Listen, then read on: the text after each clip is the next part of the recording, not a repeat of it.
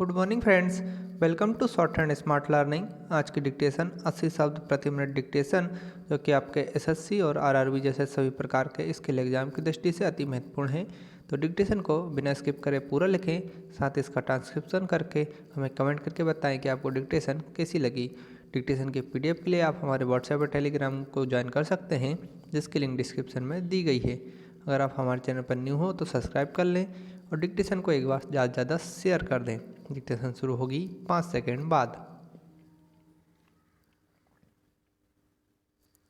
Start.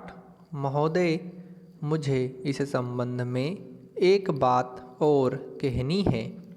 वह यह है कि मुझे मुख्य आयुक्त के भाषण के अनुसार यह आशा थी कि सरकार मजदूरों की उन्नति के लिए, उत्थान के लिए, उद्योगों के विकास के लिए और गांवों की स्थिति सुधारने के लिए तकनीकी प्रशिक्षण देने का काम करेगी। लेकिन ऐसा ज्ञात होता है कि आर्थिक शक्ति सीमित होने के कारण इस ओर कार्यवाही करने की संभावना नहीं रही। फिर भी मुझे आशा ही नहीं अपितु पूर्ण विश्वास है कि भविष्य में हमारा मंत्रिमंडल इस ओर अवश्य अविलंब ध्यान देगा। इसी प्रकार से ग्रामीणों की अवस्था सुधारने के लिए सरकार घरेलू उद्योग धंधों को भी बढ़ाएगी, जो अभी तक नहीं के बराबर है। पैराग्राफ। भारत की दृष्टि से कुटीर उद्योग बड़े उद्योगों की अपेक्षा अधिक लाभदायक हैं। पहली बात तो यह है कि भारत एक गरीब देश है और उसके पास इतना पैसा नहीं है कि वह बड़े उद्योगों के लिए पर्याप्त संख्या में बड़ी बड़ी मशीनें मंगवा सके। बड़े उद्योगों के लिए बहुत बड़ी बड़ी महंगी मशीनों की आवश्यकता होती है, जबकि कुटीर उद्योग छोटी छोटी और सस्ती मशीनों से चल जाते हैं। कुटीर उद्योग के लिए ना तो बहुत बड़ी बड़ी इमारतें बनानी पड़ती हैं और ना ही बहुत महंगी मशीनों की आवश्यकता पड़ती है। अतः ये उद्योग छोटे छोटे गांवों में भी प्रारंभ किए जा सकते हैं। कई उद्योग तो इतनी थोड़ी पूंजी से भी शुरू किए जा सकते हैं कि उतनी पूंजी प्रायः हर किसी व्यक्ति के पास होती ही है। पैराग्राफ। कुटीर उद्योगों में दूसरी बड़ी सुविधा यह है कि इनमें बहुत अधिक मजदूरों की आवश्यकता नहीं होती। एक परिवार के सदस्य ही उस उद्योग को चलाने के लिए पर्याप्त होते हैं। घर के सब सदस्य उस काम में हिस्सा बटा सकते हैं।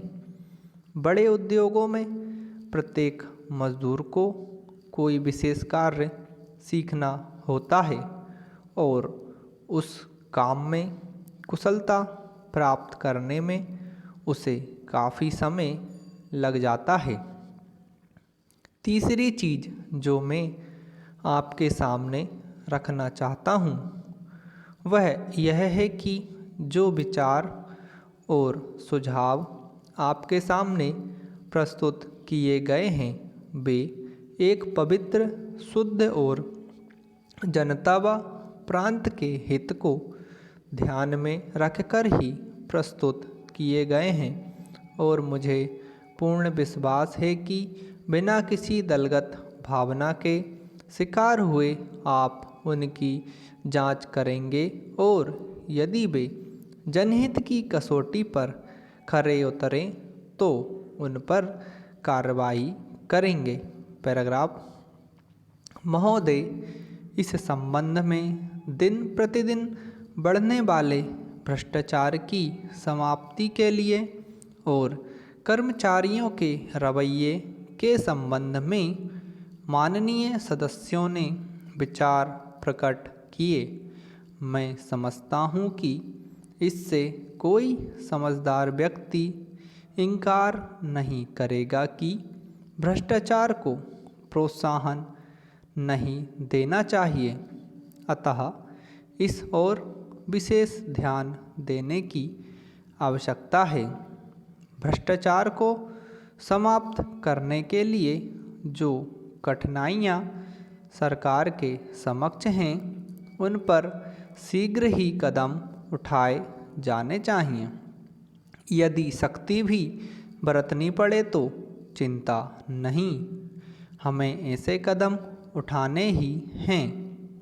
मैं यह जानता हूँ कि बहुत से लोग, जिनमें कुछ हमारे साथी भी हैं, इसकी कुछ बातों का विरोध करते हैं, परंतु यदि हम देश की उन्नति चाहते हैं, यदि हम देश को आगे बढ़ाना चाहते हैं और विशेषकर यदि आप समाजवादी ढांचे के आधार पर, जिसको कि कांग्रेस ने देश के लिए निश्चित किया है, इस देश की व्यवस्था करना चाहते हैं, तो हमारे लिए आवश्यक है कि हम इस तरह से कदम उठाएं कि जिससे लोगों को अपनी जीविका सुंदर ढंग से कमाने के लिए साधन जुट जाएं।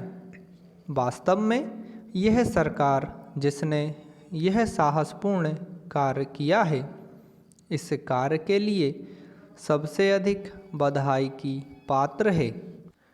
जो लोग यह आशा करते हैं कि हर एक काम उस ढंग से होना चाहिए जिसके लिए गांधी जी हमसे कहा करते थे, और जैसा कि अभी हमारे एक साथी कह रहे थे कि जिस तरह से सरकार ने इस संबंध में व्यवहार किया है, वह गांधी जी की नीति के अनुसार नहीं था। यही नहीं, उन्होंने तो एक तरह से कांग्रेस ने जो समाजवादी ढांचे पर समाज की व्यवस्था की नीति अपनाई है, उसका विरोध किया, और मेरी समझ में उनकी बात नहीं आती कि एक तरफ तो वह कांग्रेस के अंदर हैं और दूसरी ओर कांग्रेस द्वारा स्वीकार की हुई नीति का इस प्रकार से विरोध करते हैं। मैं समझता हूँ कि इस बात को भी जानते होंगे कि कांग्रेस द्वारा इस नीति को स्वीकार कराने वालों में अधिकतर वे ही लोग हैं जो गांधी जी के अनुयायी हैं और उनके सिद्धांतों में विश्वास रखते हैं। ऐसी स्थिति में उनकी वह बात समझ में नहीं आती कि आज सरकार प्रजातंत्र और गांधी जी के बताए हुए नियमों के अनुसार आचरण क्यों नहीं कर रही है। यह बात बिल्कुल ठीक नहीं है। समाप्त। दोस्तों, आप लोगों को डिक्टेशन पसंद आई हो तो इसे ज़्यादा शेयर करें, साथ ही हमारे चैनल को सब्सक्राइब कर लें ताकि आपको इसी तरह डिक्टेशन रोज़ प्राप्त होती रहे।